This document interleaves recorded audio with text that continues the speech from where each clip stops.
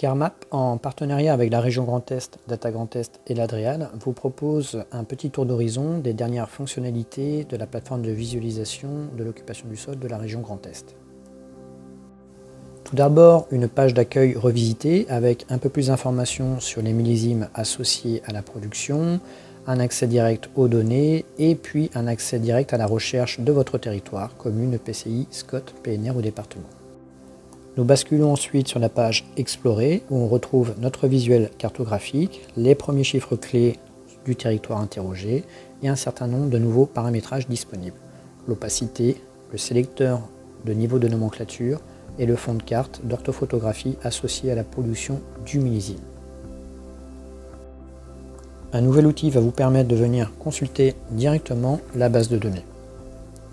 Ici, via un simple clic d'information bulle, on va pouvoir retrouver pour chaque polygone sa description dans la nomenclature de l'OCS GE2.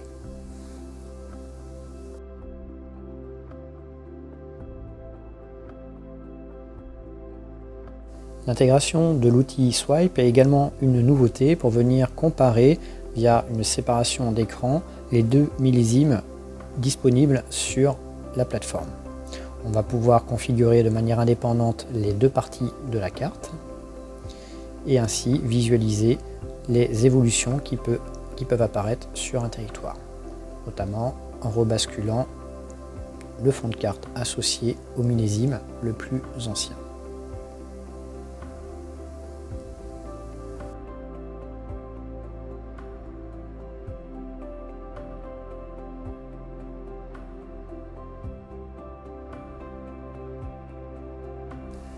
Enfin, une dernière petite fonctionnalité va nous permettre de réinitialiser la vue cartographique au territoire recherché. L'accès aux analyses avancées est toujours le même que sur la version 1 de la plateforme. La présentation des statistiques a été légèrement revue pour présenter et mettre en avant d'abord le pourcentage avant la superficie et faciliter la lecture et la compréhension de ces chiffres.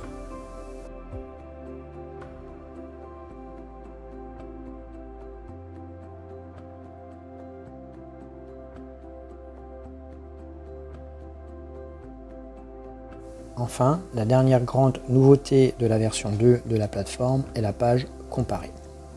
Sur cette page, on va pouvoir venir comparer deux territoires et consulter les chiffres clés associés à ces territoires. On recherche à gauche son premier territoire, à droite le second territoire,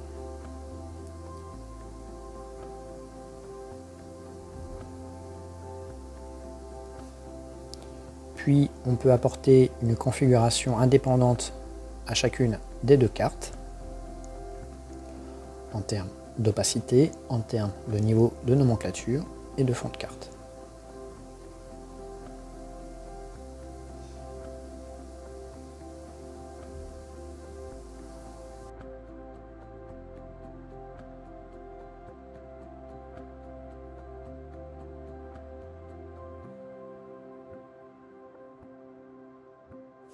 Les analyses avancées sont également disponibles en comparaison pour chacun des deux territoires.